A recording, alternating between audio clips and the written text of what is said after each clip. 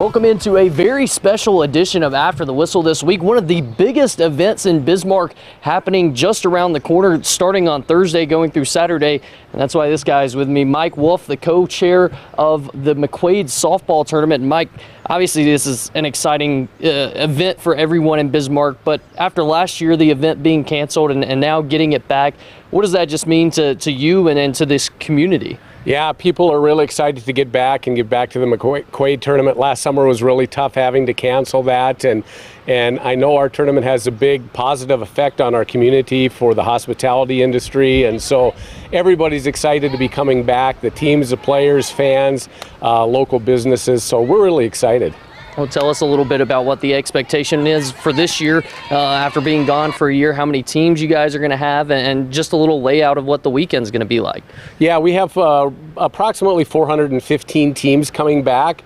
In 2019, we had around 450, so we were really happy that the tournament bounced back so well.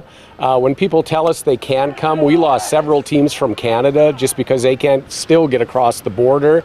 And we've lost some teams from out of state where their employers may have travel restrictions. So if 2 or 3 players on that team have travel restrictions, that kind of takes care of their team. So that's the main reason why our numbers might be a little lower. It's not because people didn't want to come, it's just because they couldn't. And so we were really happy with the numbers that we have.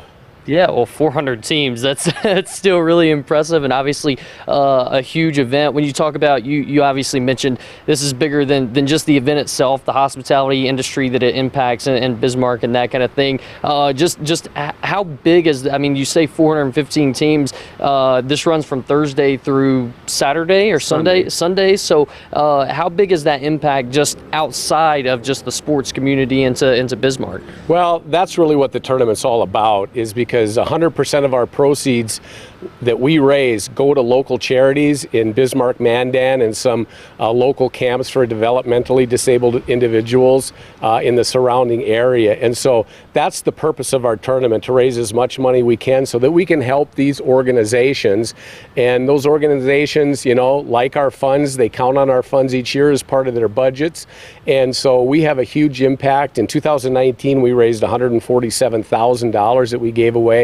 Last year, without the tournament, we still hit the pavement and raised $84,000 so that we gave to some of our key charities. So that's our biggest goal. That's our motivating and driving factor, is to see how much money we can raise so we can support these local charities. Yeah, that is so impressive, the amount. I mean, even last year without having the tournament, being able to raise that much. When you go into a tournament, I know you said you've been doing this for a while. This tournament's been going on for a long time. When you go into each year, is there a goal for, hey, this is the amount of money that we want to get to, or anything like that? Yeah, as long as we keep setting records from the previous year, our motto is kind of, we just want to raise one more dollar than we did before, and it would be successful. So, you know, if we can get back up into that 140,000 range after not having a tournament, we'd be very happy with that. Yeah, so the event starts on Thursday.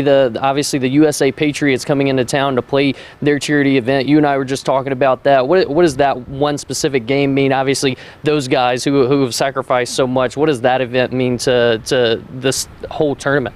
Yeah, they've become a tradition to our tournament. They came about 5 or 6 years ago as the Wounded Warrior amputee softball team. Now they're the USA Patriots.